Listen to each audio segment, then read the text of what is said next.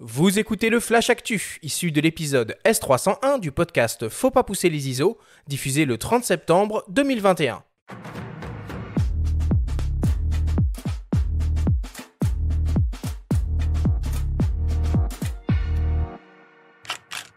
Alors cette semaine, c'est un Flash Actu un peu particulier.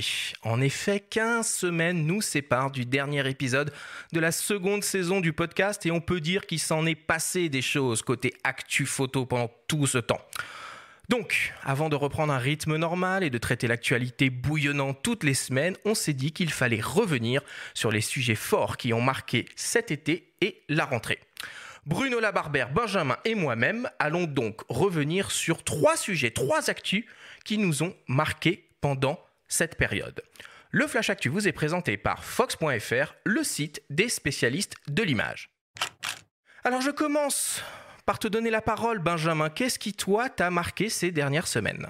Il n'y a pas une actualité débordante sur le front du matériel, Covid oblige et diverses crises aussi. En revanche, il y a quand même des boîtiers qui sont sortis. Moi, j'en ai retenu 3. Donc, l'EOS R3 de Canon, le GFX 50 S2 de Fujifilm et le GR3X de Ricoh. Alors, le R3 de Canon, évidemment, on l'attendait, c'est l'hybride pro version Canon. Alors, pas R3, il reste peut-être de la place pour un R1. Donc un réflexe, un espèce de bolide. Quand on voit le prix du R3, on a du mal à imaginer le prix d'un potentiel R1. Ça aurait pu être pire. Ça aurait pu être pire. Il a combien le R3 ? Le R3, tu es à 5 999 €. Les 1DX sont bien plus chers. L'A1 de Sony, qui est le pro Sony, il est plus cher aussi. Donc on peut encore avoir pire, il faut se le dire. Mais en termes de specs, ils se sont arrêtés entre guillemets, à 24 millions de pixels, donc il y a de la place pour aller plus haut. Rappelons que l'A1 de Sony en fait 50. Nikon annonce son Z9 avec la 8K et un capteur de probablement plus de 40 millions de pixels, donc il y a de la place. Après, on est sur un boîtier monobloc façon réflexe pro, hyper robuste, 30 images secondes.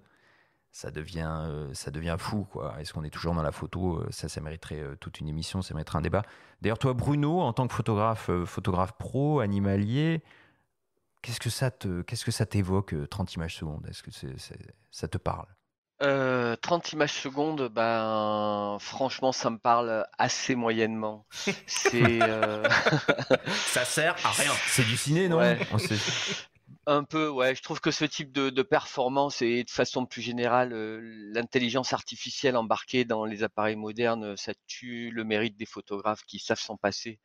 Donc 30 images secondes, franchement, moi je suis à 8 sur mon boîtier, ça me suffit largement et pour avoir vécu des situations où les gens rafalent de façon indécente à côté de moi, au point de me casser les oreilles, que ce soit dans un 4x4 de safari. On a même vécu une situation assez drôle, Benjamin, si tu t'en rappelles, en Égypte, dans une Oh oui. montgolfière où un type rafalait dans une montgolfière immobile sur un paysage avec, il devait être à 7 ou 8 images secondes alors que la montgolfière n'avançait pas. Et il a bien cassé toute la belle monotonie du paysage au-dessus du Nil, ouais. C'est ça. Donc bon, voilà, pour moi, c'est superflu maintenant. Il y a quelques situations où effectivement, ça peut servir à avoir l'image, mais enfin, c'est pas un paramètre pour moi qui me fera acheter un boîtier en tout cas. Ça marche.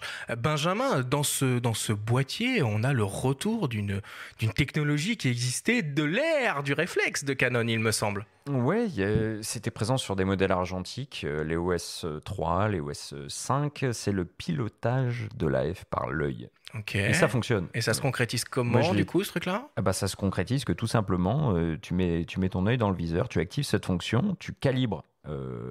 Donc il y a tout un paramétrage dans les menus où tu peux calibrer tout cela.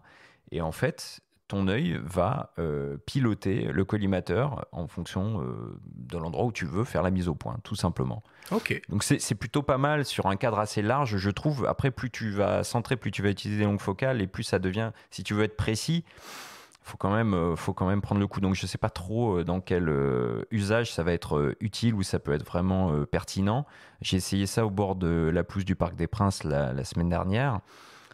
Lors d'un gros match de foot, j'ai pas trouvé ça dément. Enfin, ça m'a pas paru indispensable. Voilà. Maintenant, juste pour revenir rapidement sur ce que disait Bruno sur le fait de ne pas rater la photo, il est évident que ça remet en question beaucoup de choses, même par rapport à la notion d'instant décisif et tout. C'est-à-dire que sur une action, la mémoire tampon est tellement large qu'à 30 images secondes, on ne peut pas rater vraiment une action. Ce qui va faire la différence ensuite, c'est plutôt l'endroit où on va être placé. Mais un joueur qui s'apprête à tirer un penalty, par exemple, lors d'un match de football, on le prend avant le moment où il va tirer, jusqu'au moment où il va tirer, jusqu'à la célébration.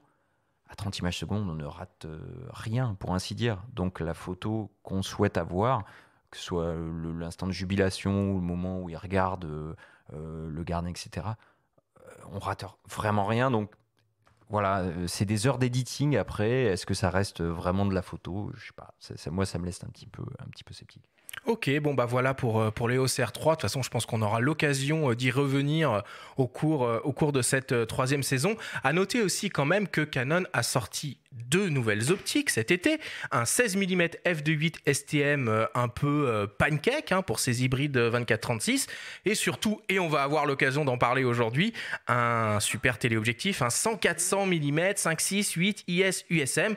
Voilà, accessible en plus, 749 euros. C'est bien, ça va dans le bon sens. C'est un petit 16 mm à 350 euros, un zoom plutôt léger à 700 et quelques euros. Ça reste un peu plus raisonnable que ce qu'on a pu voir ces derniers temps. Ok, allez, on passe au GFX. Et GFX, alors on va aller rapidement quand même parce que ça peut être long tout ça, mais le GFX 50S2, voilà, qui est le successeur du GFX 50. Qu'est-ce que ça apporte par rapport au précédent? La stabilisation. La stabilisation sur 5 axes, c'est quand même pas mal. Faire de la photo au moyen format de nuit avec la stab à main levée comme ça, c'est quand même vachement sympa. Donc c'est la principale vraiment innovation de ce boîtier. Fuji a par ailleurs sorti des optiques pour les APS-C, pour les possesseurs de XT, X Pro, XE, voilà, toute cette série-là. Il y a un 23 mm f1.4, un 33 mm f1.4. Donc c'est très sympa.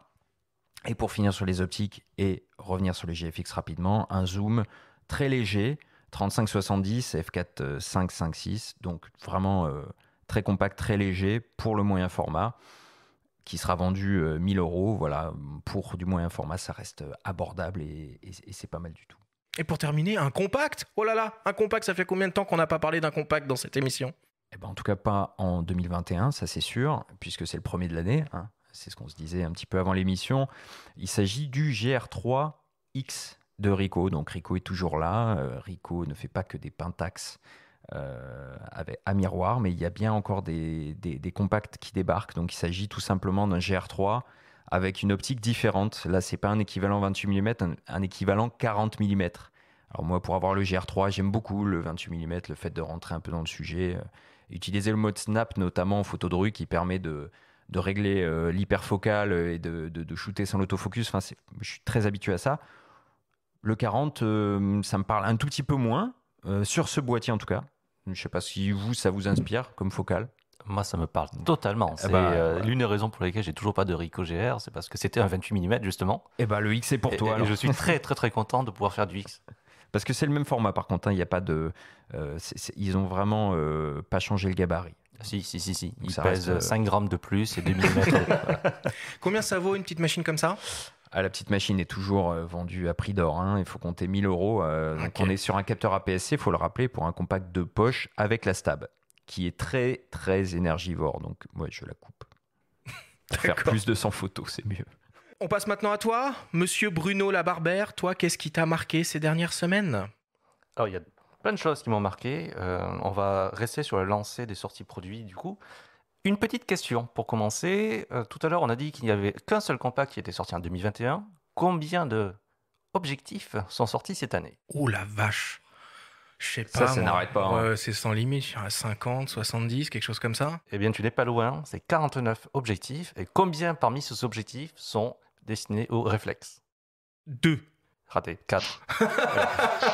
T'étais pas loin. Donc, du coup, ça veut dire que cette année, 45 nouveaux objectifs sont sortis pour de l'hybride. Et parmi tous ces objectifs, 19 sont pour la monture Sony FE. Et l'année n'est pas finie. Oui. Et c'est absolument gigantesque. Mais on va parler de notre objectif qui vient de Chine, de Laowa, qui est aussi connu sous le nom de Vénus Optique, et plus précisément l'Argus 35 mm f/0.95. C'est le premier objectif officiellement couvrant le 24-36 qui ouvre à 0.95 pour une focale de 35 mm. Bon, bien sûr, il a mise au point manuel, bien sûr, il n'est pas stabilisé, mais il ne coûte, entre guillemets, que 1150 €. Il est compatible Sony FE, Nikon Z et Canon RF. C'est la deuxième fois cette année que l'AOA s'amuse à faire ça, puisque un peu plus tôt, il y a eu l'Argus 33 mm 0.95 pour de la PSC, donc pour du Fuji X, du Micro 4 tiers, du Z et encore du E. Donc cet objectif, qu'est-ce qu'il va vous apporter? A priori, une faible profondeur de champ. A priori, une faible profondeur de champ. Et en vrai, je me pose toujours la question de l'utilité d'un tel objectif. Voilà, c'est ça, moi, mon truc. Est-ce que ça peut s'utiliser un 0.95 en mise au point manuel, quoi? Alors, ça peut s'utiliser, mais la bague de mise au point fait 300 degrés. Donc, il faut quasiment tourner complètement la bague pour aller de la mise au point minimale qui est de 50 cm jusqu'à l'infini. Donc, elle est très précise. Donc, elle est très précise. Donc, effectivement, c'est un objectif qui sera moins destiné aux photographes qu'aux vidéastes parce que la comme bague le Noctilux, finalement. Voilà, c'est décliquable. Ouais. C'est... Je reste dubitatif sur ce genre d'objectif. Mais ça vaut quoi la AOA de manière générale? Est-ce que tu recommandes, toi, pour en avoir testé? Ils font des trucs vachement sympas. Enfin, le 24 mm en espèce, de tube qui est étanche, quoi, que tu peux mettre dans des verres d'eau, des mâches. Enfin, c'est assez fabuleux ce qu'ils font. L'AOA, c'est l'un des rares constructeurs chinois que je recommande les yeux fermés. Enfin, les yeux ouverts du coup. Mais généralement, ils font des objectifs qui se démarquent soit par leur focale, soit par leur ouverture, en l'occurrence par les deux. Soit par leur approche qui est assez radicale. Donc je parlais de celui qui ressemble à un endoscope. Ils font aussi énormément d'objectifs macro, ils font énormément d'objectifs d'architecture sans distorsion. Ouais, du très grand angle, zéro distorsion. 0D. Donc a priori sur celui-ci, s'ils le sortent, c'est qu'ils sont sûrs de leur coup. Voilà. Après, est-ce qu'on a vraiment besoin d'aller jusqu'à 0,95 alors qu'en face... Posons la question à un photographe, tiens, ma foi. Enfin, toi, franchement, 0,95, ça me paraît juste très compliqué à utiliser et pas forcément utile. Donc, bon, Bruno, la rafale à 30 images par seconde, ça te plaît pas. Les ouvertures à f/0,95, ça te plaît pas. C'est compliqué quand même. Comme gars. Non, exigeant. Non, la course à l'armement, c'est toujours faire de la nouveauté pour la nouveauté. Ça me convainc pas forcément. Donc non, encore une fois, même si je pense que les Chinois n'ont pas fini de nous surprendre avec du matériel souvent de qualité. Moi, en drone, j'utilise DJI et franchement, je suis bluffé tous les jours des capacités de ce matériel-là. Et donc, je pense que oui, on peut avoir de très bonnes surprises. Pour moi, ça là n'est pas une. Le deuxième objectif a un nom allemand, mais il nous vient du Japon. C'est le Voigtlander Nocton 35 mm f1.2, fabriqué par Cosina. Et pourquoi il est particulier? C'est le premier objectif Voigtlander en monture Fujifilm X native. Il faut rappeler que l'année dernière, autour du mois de mai 2020, donc quand on était tous enfermés, au contraire, Fujifilm ouvrait sa monture et permettait aux opticiens tiers d'intervenir, de proposer leurs propres objectifs. Donc, entre-temps... Je vais y revenir. Ah oui, on va en parler avec Tamron. Tamron s'y est mis, Voigtlander s'y met, il y a eu du Viltrox, encore du chinois, il y a eu du Mitacon, et ce 35 mm f1.2 coûtera la bagatelle de 650 €. Là, sur le papier que je vois pour se démarquer, c'est que le Voigtlander a une communication électronique avec le boîtier. Ok, donc, ça cause un peu. Voilà, donc le boîtier et surtout le photographe à la fin connaîtra l'ouverture utilisée, ce qui peut être potentiellement utile pour son catalogage. Et surtout, ce que ça signifie, c'est que ça peut fonctionner de pair avec la stabilisation intégrée des boîtiers à partir du XT2 sur les XT, à partir du X Pro 3 et à partir du X4 sur les autres hybrides. Autre chose, Bruno? Et autre chose, on va boucler avec deux objectifs pour le prix d'un. Les nouveaux objectifs Panasonic qui étaient annoncés il y a déjà fort longtemps pour leur hybride 24-36 à monture L. Donc Panasonic cet été a annoncé deux objectifs, enfin, à la fin du printemps et cet été, le 50 mm 1.8 et le 24 mm 1.8 qui viennent compléter le 85 1.8 qui existait déjà. Ces deux objectifs ont l'avantage d'être pas si chers que ça. Le 50 1.8 est à 470 et le 24 1.8 est à 900 €. C'est tout relatif quand même. Ouais, 500 balles pour un 50 mm. Alors, à comparer à Nikon, qui lui avait fait à peu près la même chose à l'époque, les prix de l'époque, le 50 Nikon était à 650 et le 24 Nikon était à plus de 1000 euros. Et ouais, en monture Z. Mais En monture Z. quand on se souvient des versions réflexes, enfin bon, depuis. Voilà, effectivement, quand on se souvient des versions compte. réflexes. Ouais. Bref, Alors, c'est cher. voilà. Alors c'est cher, mais l'intérêt de tous ces objectifs f1.8 de Panasonic, c'est qu'ils ont réussi l'exploit de faire des objectifs qui font tous exactement la même taille. Donc ils font tous très exactement 73,8 mm de diamètre et 82 mm de longueur. Et au niveau Ok, du ils sont poids, on homogènes, est entre quoi. 300, 310, 330. Donc l'intérêt n'est pas tellement pour le photographe qui va galérer un petit peu à retrouver facilement son objectif, mais c'est surtout pour les gens qui font de la vidéo. Ou qui utilisent des filtres, parce que les mêmes. Qui utilisent des filtres, donc c'est tous du filtre E67, tu fais bien de le mentionner. Pour les gens qui utilisent notamment en gimbal, comme tous les objectifs font le même poids, Ouais, on n'a pas on a besoin de recalibré la machine. rééquilibrer à chaque Ok. fois. Et c'est plutôt quelque chose qui est bien vu. Il n'y a qu'un seul autre constructeur qui fait ça pour le moment, Tamron. Tamron, ouais. Leica, à monture Ah L, bah ça fait 2. qui fait ça. Voilà. Et il y a un 35 qui va arriver bientôt. Et il y a un 35 qui devrait être dans ces tarifs-là. Je pense que s'il reste logique et pas trop gourmand, ça devrait faire un objectif à 600 €.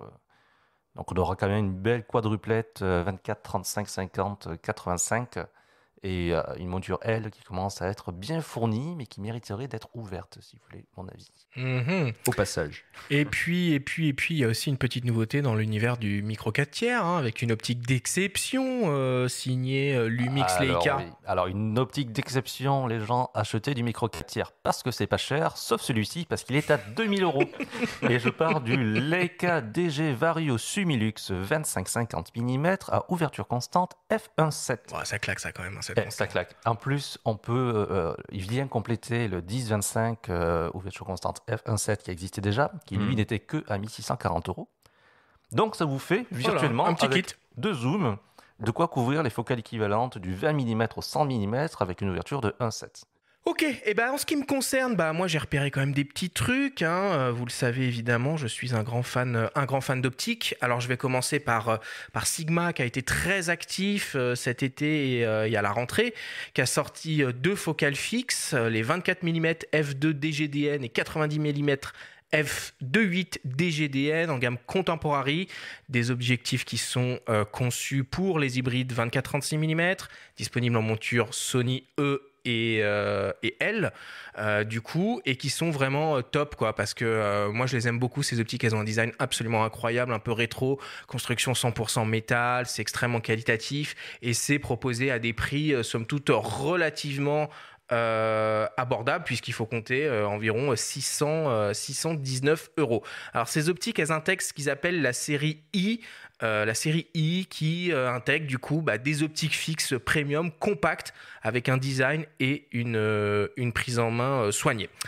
C'est pas tout ce que Sigma a sorti, puisqu'ils sont arrivés avec le premier télézoom hybride sport, un 150-600 mm f5.6.3 qui est proposé au prix de 1399 €, disponible en monture E et en monture L, et sur lequel on va évidemment un peu revenir un peu plus tard dans l'émission.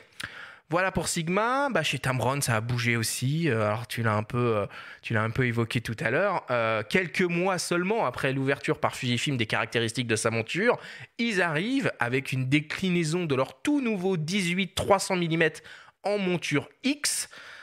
Un objectif avec autofocus, stabilisation optique, motorisation linéaire VXD. Enfin, voilà, c'est un super méga télézoom ultra polyvalent qui fera le bonheur des utilisateurs de boîtiers hybrides Fujifilm APS-C. Objectif qui est aussi proposé en monture Sony E. Et enfin, Tamron a annoncé aussi le développement de 2 optiques, un 28-75 mm f2.8 Sony E de 2e génération et un surprenant 35-150 mm f2.8, sur lequel je pense on aura l'occasion de revenir quand on en saura un petit peu plus. Et c'est dans la thématique de l'émission aussi sur les téléobjectifs. Ça a l'air d'être monstrueux. Il y a des visuels qui circulent en ce moment parce que c'est une optique en développement. Évidemment, ça a l'air assez large, assez protubérant. Mais pour les amateurs de portraits, peut-être par exemple, c'est un range intéressant. Je ne sais pas ce que tu en penses, toi, Bruno. Un 35-150 f2, ouais. f2.8. Ouais, non, si, ça peut être intéressant. Maintenant, c'est vrai que pour moi, il me faut autre chose avant le 35 parce que je suis un fan des courtes focales, voire des très courtes focales. Mais en complément d'un 15-30, par exemple, je crois qu'il y en a un dans la gamme En Tamron. réflexe, ouais. En réflexe. En réflexe, Ils ont un ouais, tout à fait. 17-28 sinon en Sony. Un 17-28, voilà, bah oui, ça, effectivement, 17-28, 35-150, ça fait un joli binôme. Donc, ouais, ça peut être super chouette. Bon, et enfin, pour terminer, dans les actus un peu qu'on défrayé la chronique cet été, bah, il y a l'officialisation de l'annulation pour la 2e année consécutive du Salon de la photo de Paris pour cause de crise sanitaire. Alors, bon, c'est un peu contradictoire, hein, parce qu'on commence à voir les salons aussi revenir, se maintenir. Bon, c'est pas le seul salon photo-vidéo à être annulé, évidemment. Le NAB 2021, édition reportée puis annulée il y a quelques jours et reprogrammée au printemps 2022 à Las Vegas. L'IBC d'Amsterdam qui aura lieu au mois de décembre. Le Satis, pour sa part, lui, est maintenu au mois de novembre à Paris. Et pour l'instant, le CP+, Photo Days est maintenu et on l'espère, le CP+, le salon de la photo japonais, qui devrait avoir lieu normalement en février prochain au Japon. Alors bon, les organisateurs du salon de la photo annoncent qu'ils planchent déjà sur une édition pour 2022 qui sera, selon leur dire, un salon qui est réinventé.